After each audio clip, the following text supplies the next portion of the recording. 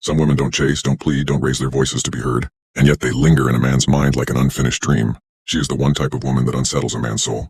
Not because she is loud or cruel, but because her presence quietly exposes the parts of him he has spent a lifetime hiding. In Jungian terms, she moves like a mirror to his shadow. Every glance she withholds, every silence she keeps, invites him to confront the disowned fragments of his own psyche. Around her, his ego cannot perform its usual theater. It trembles, sensing that this woman sees beyond the mask and into the restless architecture of his inner world. This archetypal woman carries an unusual stillness. She does not rush to fill empty spaces with words, and in that restraint she awakens his anima, the buried feminine image within him that longs for depth and wholeness. He approaches her with the habits he learned from other encounters: charm, control, subtle dominance, but they dissolve against her composure.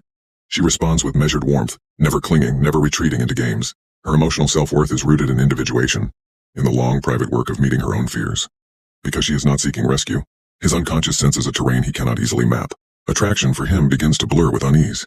When he leans closer, expecting the familiar dance of pursuit and reassurance, he meets her boundaries like invisible glass. This is the first turning point. The moment his projections begin to fracture.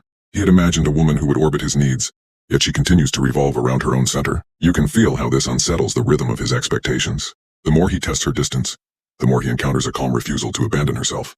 In stoic fashion, she governs her reactions, not by suppressing feeling, but by choosing which emotions deserve expression. Her restraint is not coldness, it is mastery, and in that mastery, his ego senses a challenge it cannot dominate. The tension deepens in ordinary scenes. They sit across from each other in a quiet cafe, the air thick with unspoken questions. He searches her face for reassurance, for a sign that he still holds power over her mood. She listens, attentive yet unentangled, her gaze steady. This is where his shadow begins to stir. Old insecurities, shaped by forgotten wounds and unhealed attachments, rise to the surface. Trauma whispers that he might be abandoned, that her independence signals rejection, yet she does not rush to soothe these fears.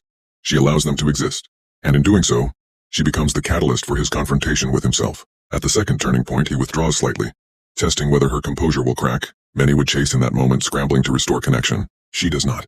She continues her life with quiet intention, investing in her work, her friendships, her solitude,